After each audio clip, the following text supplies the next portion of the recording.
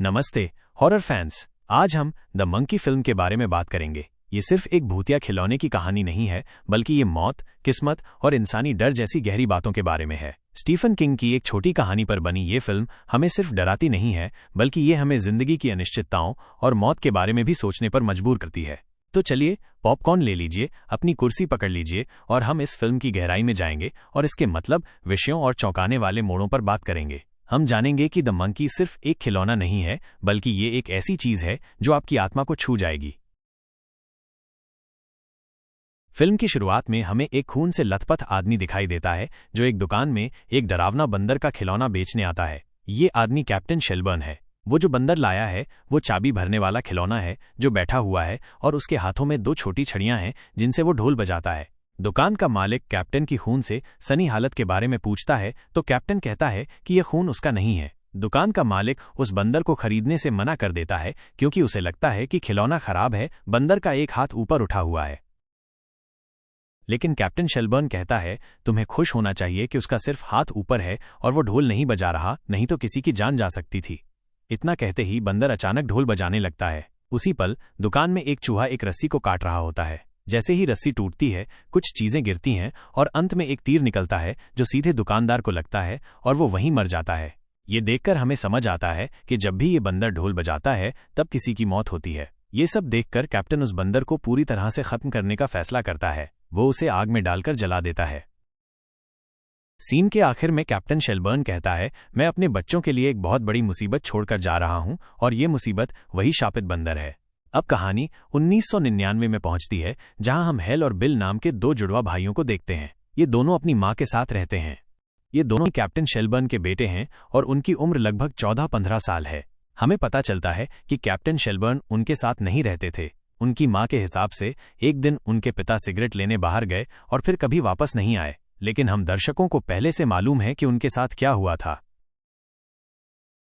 हालांकि हेल और बिल जुड़वा हैं, फिर भी बिल हेल से 3 मिनट बड़ा होता है और इस वजह से वो हमेशा खुद को बड़ा भैया कहता है। वो अक्सर हेल को परेशान करता है और उस पर अपना अधिकार दिखाता है। उनकी मां अपने कामों में बिजी रहती है, इसलिए दोनों ज्यादातर समय एक दूसरे के साथ ही खेलते रहते हैं। एक दिन वे दोनों अपने पिता की अलमारी में रखे सामान को देख रहे होते हैं। वहां उन्हें कप्तान की वर्दी मिलती है। उसी अलमारी में उन्हें एक बड़ा डिब्बा भी दिखाई देता है। जब वे डिब्बा खोलते हैं तो उन्हें वही शापित बंदर वाला खिलौना दिखाई देता है। उस डिब्बे पर लिखा होता है बंदर को चाबी दो और देखो क्या होता है। ये देखकर दोनों बहुत खुश हो जाते हैं। बिल हेल से कहता है कि वो बंदर में चाबी भरे। हेल उसकी बात मान लेता है और खिलौने में चाबी भर देता है, लेकिन चाबी भरने के बाद भी बंदर कुछ नहीं करता। ये देखकर हेल सोचता है कि शायद खिलौना टूट गया है और वो उसे वापस डिब्बे में रख देता है। अब अगले सीन में हेल, बिल और उनकी देखभाल करने वाली एनी तीनों एक चलते फिरते रेस्टोरेंट में रात के खाने के लिए जाते हैं। लेकिन जब वे घर से निकलते हैं तो हेल को कार में वही बंदर का खिलौना बैठा हुआ दिखाई देता है। उसे ये देखकर हैरानी होती है, ये बंदर यहाँ किसने रखा। लेकिन हेल इस बारे में ज्यादा नहीं सोचता और बंदर को कार में ही छोड़कर वे तीनों रेस्टोरेंट पहुंच जाते हैं। बिल थोड़ा स्टड टाइप लड़का होता है और उसे अपनी ही बेबीसिटर एनी पर क्रश होता है। रेस्टोरेंट में तीनों लाइव कुकिंग का मजा लेते हुए खाना खा रहे होते हैं। सब कुछ एकदम सामान्य और मजेदार चल रहा होता है, लेकिन अचानक हेल को वही मंकी का ड्रम बजाने की आवाज सुनाई देती है, वही मंकी जिसे उन्होंने कार में छोड़ा था। उसी वक्त सामने शेफ चाकू से सब्जी काट रहा होता है। जैसे ही मंकी का ड्रम बजता है, शेफ के हाथ से चाकू फिसलता है और सीधे एनी को लग जाता है। चोट इतनी गहरी होती है कि बेबीसिटर की मौके पर ही मौत हो जाती है। यहाँ दर्शकों को समझ में आता है कि चूंकि हेल ने ही मंकी को चाबी दी थी, अब मंकी सक्रिय हो गया है और उसके ड्रम की ताल पर मौतें हो रही हैं, इस बार एनी की। इस भयानक हादसे के बाद हेल और बिल की मां उन्हें दिलासा देती है, क्योंकि ये हादसा उनके सामने ही हुआ होता है। वो कहती है जिंदगी ऐसी ही होती है, कौन कब चला जाएगा किसी को नहीं पता। एक ही सच्चाई है, सबको एक दिन जाना होता है। घर लौटने के बाद हेल उस मंकी के पास जाता है और उससे पूछता है बेबीसिटर की मौत का तुमसे कोई संबंध है क्या। उसी वक्त वहां बिल आता है। वो फिर हेल को डराता है, उसे तंग करता है और जबरदस्ती मंकी के सामने उससे गलत और भयानक बातें कहलवाने लगता है। अगले दिन हेल स्कूल जाता है, लेकिन वहां उसकी क्लास की कुछ लड़कियां उसका मजाक उड़ाती हैं, क्योंकि बिल ने पिछली रात मंकी की सारी कहानी पूरे स्कूल में फैला दी होती है। निराश और दुखी हेल स्कूल से सीधे घर लौटता है और बिना कुछ कहे अपने कमरे में चला जाता है। उसकी मां नीचे किचन में खाना बना रही होती है, लेकिन हेल उससे कोई बात नहीं करता। इसके बजाय वो सीधा मंकी टॉय के पास जाता है। गुस्से से भरा हुआ वो मंकी को चाबी देता है और कहता है, इस बार प्लीज बिल को खत्म कर दो। ये उसने सोच समझकर नहीं किया होता, बस गुस्से में और तनाव में किया होता है। मंकी एक बार फिर ड्रम बजाने लगता है। उसी समय बिल भी स्कूल से घर लौट आता है। वो अपनी माँ के पास जाकर उससे कुछ पूछ रहा होता है, लेकिन अचानक उसकी माँ के कानों से खून बहने लगता है और वो जमीन पर गिर जाती है। हाँ दोस्तों, मंकी ने बिल को नहीं बल्कि उनकी माँ को मार डाला होता है। बिल की माँ की मौत के बाद डॉक्टर बताते हैं कि उसे ब्रेन हेमरेज हुआ था, जो कि एकदम दुर्लभ था। लेकिन हेल को समझ में आता है कि ये सब उसी की वजह से हुआ है, क्योंकि चाबी उसी ने भरी थी। गुस्से और पछतावे से भरकर हेल मंकी को तोड़ने की कोशिश करता है और उसके टुकड़े करके कचरे में फेंक देता है। लेकिन मंकी वापस घर लौट आता है। यानी कि एक बार मंकी किसी को निशाना बना लेता है तो वो उसका पीछा नहीं छोड़ता। अपनी माँ की मौत के बाद बिल पूरी तरह टूट जाता है। वो अंतिम संस्कार के कपड़े तक नहीं बदलता, क्योंकि उसे डर लगता है कहीं फिर कुछ बुरा न हो जाए। बिल गहरे सदमे में चला जाता है और इन दोनों बच्चों के सिर से माँ बाप दोनों का साया उठ जाता है। इसलिए उनका चाचा और चाची उन्हें अपने साथ मेन में ले जाते हैं। वहां हेल बिल को सच बताता है, मैंने गुस्से में मंकी को चाबी दी थी, मैंने तेरा नाम लिया था, लेकिन मारी गई माँ। बिल को इस पर विश्वास नहीं होता। वो कहता है, ठीक है, एक बार फिर मंकी को चाबी दे, इस बार हम टेस्ट करेंगे। और इसी वजह से दोनों एक बार फिर मंकी को चाबी देते हैं। अगले दिन उनके चाचा की जंगल में शिकार के दौरान मौत हो जाती है। कुछ घोड़ों के झुंड के बेकाबू दौड़ने की वजह से चाचा कुचले जाते हैं और उनकी मौके पर ही जान चली जाती है। अब दोनों भाइयों को पूरी तरह समझ में आ चुका होता है कि मंकी कितना खतरनाक है। इसलिए वे मंकी को फिर से उसके डिब्बे में बंद करते हैं, उसे मजबूत जंजीरों से जकड़ते हैं और अपनी चाची के घर के पास एक गुफा में गाड़ देते हैं। ये सब वे इसलिए करते हैं ताकि मंकी फिर कभी किसी को नुकसान न पहुंचा सके। यहीं पर 1999 की कहानी खत्म होती है। अब कहानी 25 साल आगे वर्तमान समय में आती है। हेल और बिल की चाची रात को सो रही होती है। उसकी नींद किसी आवाज से खुल जाती है और वो बंदूक लेकर घबराते हुए घर के निचले हिस्से में जाती है। वहां एक हादसा होता है और उनके चेहरे पर नुकीली चीज घुस जाती है, लेकिन वो बच जाती है। नुकीली चीजें निकालते वक्त उन्हें गैस की गंध आती है और वो किचन में जाती है। जैसे ही वो बर्नर पे झुकती है, आग जल जाती है और उनका चेहरा जल जाता है। वो चिल्लाते हुए घर के बाहर भागती है, लेकिन बाहर लगे एक बिलबोर्ड से टकराकर उनकी मौत हो जाती है। अब हेल एक स्टोर में स्टोर कीपर की नौकरी करता है। उसका अब बिल से कोई संपर्क नहीं है। वो बिल के बारे में जानने तक को इच्छुक नहीं होता, क्योंकि उसे हमेशा ये डर सताता है कहीं मंकी फिर से हमारे जीवन में वापस ना आ जाए। वर्तमान में हेल अपने मैनेजर से 2 दिन की छुट्टी मांगता है, क्योंकि उसे अपने बेटे से मिलने जाना होता है। यहाँ पता चलता है कि हेल अब तलाकशुदा है। उसकी पूर्व पत्नी अब एक नए पति के साथ रहती है।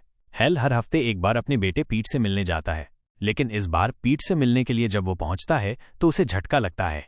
उसकी पूर्व पत्नी और उसका नया पति पीट की स्थायी कस्टडी ले चुके होते हैं। यानी अब हेल को अपने बेटे से दोबारा मिलने का कोई अधिकार नहीं रहता। ये पल हेल के लिए बेहद दर्दनाक होता है। अगले सीन में हम देखते हैं कि रिकी नाम का लड़का एक ऑक्शन में जाता है और वहां उसे वही मंकी मिलता है। वो उसे खरीद लेता है और अपने घर ले जाता है। लेकिन चूंकि ये उसका पीट के साथ आखिरी हफ्ता होता है, वो अपने बेटे को एक रोड ट्रिप पर ले जाता है। वे दोनों एक मोटेल में रुकते हैं। रात में पीट हेल से उसके परिवार के बारे में पूछता है, क्या तुम्हारा कोई भाई है? लेकिन हेल झूठ बोलता है, नहीं, मैं अकेला हूं। तभी हेल को बिल का फोन आता है, जो कि बेशक कई सालों बाद आया था। बिल उसे सावधान करता है कि मंकी टॉय वापस आ गया है और वो उनके परिवार के पीछे पड़ा है। इस पर दोनों भाइयों की बहस हो जाती है कि कौन उस मंकी को ढूंढकर उसे खत्म करेगा। तभी पास के एयर कंडीशनर में शॉर्ट सर्किट होता है, जिससे तार टूटकर मोटल के स्विमिंग पूल में गिर जाती है और पूरे पानी में बिजली फैल जाती है। जैसे ही एक लड़की पूल में छलांग लगाती है, उसे इतना भयानक झटका लगता है कि उसकी मौत हो जाती है। ये देखने के बाद हेल को एहसास होता है कि ये कितना भयानक है, जहां उसके नाम लेने मात्र से आसपास भयानक घटनाएं होने लगी थीं। हेल डर गया था और अपने बेटे पीट को घर वापस ले जाना चाहता था। उसे लग रहा था कि पीट के साथ रहने से उसे भी खतरा हो सकता है, लेकिन पीट तो अपने डैड के नेटिव प्लेस आंट ईडा के घर जाना चाहता था। पीट की इच्छा का सम्मान करते हुए हेल उसे मेन ले जाने के लिए मान गया। मोटेल से निकलने के बाद पीट और हेल उसी शहर में पहुंचते हैं जहां उनकी मुलाकात एजेंट बारबरा से होती है। बारबरा उन्हें बताती है कि शहर में अजीब और डरावनी घटनाएं हो रही हैं और लोग एक एक करके दुर्घटनाओं में मर रहे हैं। बारबरा की बातों से पीट को यह भी पता चलता है कि उसके पिता का एक जुड़वां भाई है। अब दोनों आंट ईडा का सामान लेकर घर पहुंचते हैं। बारबरा हेल को एक स्टोर रूम के पास ले जाती है और हेल उसे पूछता है कि जब उन्होंने नीलामी आदि करवाई तो क्या उन्हें वहां कोई मंकी भी मिला था। बारबरा कहती है कि उसे ठीक से याद नहीं है, लेकिन जैसे ही बारबरा स्टोर रूम का दरवाज़ा खोलती है, अंदर रखा एक शॉटगन अचानक चल जाता है और बारबरा की मौत हो जाती है। रात में पुलिस आती है और उन्हें शहर छोड़ने से मना कर देती है। बाहर कुछ हिप्पी अपने ही मस्ती में डूबे हुए दिखाई देते हैं। अब हेल बिल को फ़ोन करता है क्योंकि उसे शक था कि बिल इसी शहर में है, लेकिन वो उनसे मिलने नहीं आ रहा है। हेल अब टेलीफोन डायरेक्टरी में बिल का नंबर ढूंढता है और उसे मिसेस मंकी के नाम से एक नंबर मिलता है। हेल उस नंबर पर फ़ोन लगाता है। फ़ोन पर हेल एक वॉइस रिकॉर्ड सुनता है। दोस्तों, कहानी में अब आता है ट्विस्ट। हम बिल के असली प्लान को देख पाते हैं, जो शहर में ही रह रहा था और मंकी भी उसी के पास था। आपको याद होगा कि रिकी ने नीलामी में मंकी खरीदा जरूर था, लेकिन उसने वो खिलौना बिल को बेच दिया था। तब से बिल ही शहर में ये सारे भयानक एक्सीडेंट करवा रहा था। दरअसल उसने अपने घर में पूरा जाल बिछा रखा था, जहां वो हेल को खत्म करना चाहता था, क्योंकि उसके मन में अब भी यही बात बैठी थी कि उसकी माँ और बेबी सिटर एनी की मौत हेल की वजह से हुई थी। क्योंकि असल में उसके चाबी भरने पर ही ये मंकी सक्रिय हुआ और उसी ने सबकी जान ली। अब अतीत में जब इन्होंने मंकी को गुफा में फेंका था, तो बाद में एक दिन बिल अंदर गया था। जी हाँ, उसने गुफा में बहुत इस मंकी को ढूंढा ताकि वो इस मंकी को वापस पा सके, बदला लेने के लिए, लेकिन उसे सिर्फ उसकी चाबी ही मिल पाई। तब से वो हर दिन मंकी को ढूंढा करता था, क्योंकि उसे विश्वास था कि मंकी वापस जरूर आएगा। फिर क्या था, रिकी ने एक दिन उस मंकी को उसे बेचा था और उसके बाद से ही ये सारे हादसे होने लगे थे। वहीं रिकी भी बिल के पास जाकर उससे अपना मंकी वापस मांगता है, क्योंकि उसे मंकी को देखकर अपने पिता की याद आती थी। क्यों? क्योंकि बचपन में उसके पिता ने भी रिकी को ऐसा ही एक खिलौना गिफ्ट किया था, लेकिन बिल उसे मंकी वापस करने से मना कर देता है। अब रिकी आंट इडा के घर में हेल और पीट को देख लेता है, जिसके चलते वो एक गन लेकर घर में घुस जाता है और दोनों को बंदी बनाकर बिल के अड्डे के पास ले आता है। वो पीट को जबरदस्ती अंदर भेजता है मंकी लाने के लिए, लेकिन जाने से पहले हेल उससे बार बार कहता है कि तुम कभी भी उस बंदर को चाबी मत भरना। अब पीट बिल के घर में घुस जाता है, लेकिन वो काफी स्मार्ट था, जिसके चलते वो किसी भी ट्रैप में नहीं पड़ता और वो बिल तक आसानी से पहुंच भी जाता है। बिल पीट से मंकी में चाबी भरने को कहता है और पीट वैसा ही करता है। इससे बाहर गाड़ी में बैठे रिकी के हाथ से गलती से गोली चल जाती है। रिकी बाल बाल बच जाता है, लेकिन गोली एक मधुमक्खी के छत्ते को गुस्सा दिला देती है। नतीजतन गाड़ी के शीशे के छेद से बहुत सी मधुमक्खियां उसके मुंह में घुस जाती हैं और उसकी मौत हो जाती है। यानी मंकी फिर से चलता है और रिकी की जान ले लेता है। अंदर पीट बिल के साथ अकेला रह जाता है, इसलिए हेल अपनी कार से उतरकर उसे खोजने लगता है। जैसे ही वो अंदर आता है, हमें एक जाल सक्रिय होता दिखता है। जब बिल हेल की आवाज़ सुनता है, जो अभी भी जिंदा है, तो वो घबरा जाता है और इस बार मंकी में चाबी डालने के बजाय उसके हाथों को पकड़कर ऊपर नीचे हिलाने लगता है। मंकी चलता तो नहीं, लेकिन उसके चेहरे के भाव बदल जाते हैं। अब दोनों भाई आमने सामने आते हैं और उनमें बहस होती है।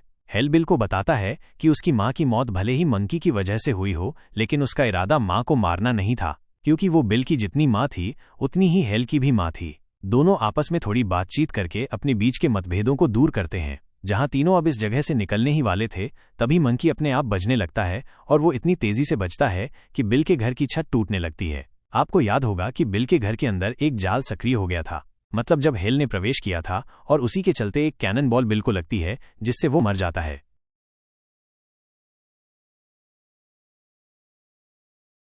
अगली सुबह पीट और हेल दोनों ही अपनी कार में बैठकर उस शहर से निकल जाते हैं। हम पिछली सीट पर उसी मंकी को बैठा हुआ देखते हैं, जहां ये बाप बेटा अब उसे अपनाने का फैसला करते हैं। मतलब मंकी को अपना लो और उसे काबू में रखो ताकि और तबाही न हो। जाते जाते ये अपने सामने एक भूत को भी देखते हैं, जो एक घुड़सवार था, और वो इनके सामने से गुजर जाता है। इसके बाद दोनों आगे बढ़ जाते हैं और मूवी यहीं खत्म हो जाती है।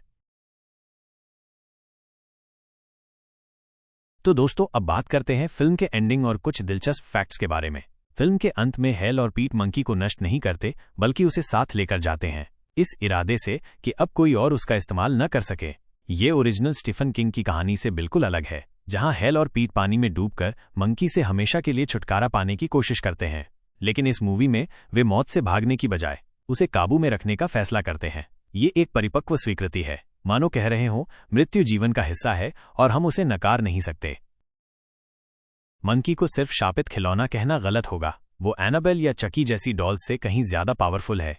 एनाबेल लोगों को डराती है, लेकिन मंकी सीधे मौत करवाता है, और वो भी बहुत ही विचित्र परंतु संभाव्य हादसों के जरिए, जैसे अचानक शॉटगन चलना, मधुमक्खियों का हमला, शॉर्ट सर्किट से मौत, वगैरह वगैरह। ये सब वो माहौल खुद तैयार करता है। मंकी न सिर्फ इंसान पर असर करता है, बल्कि आसपास की घटनाओं और सिचुएशंस को भी ट्विस्ट करता है।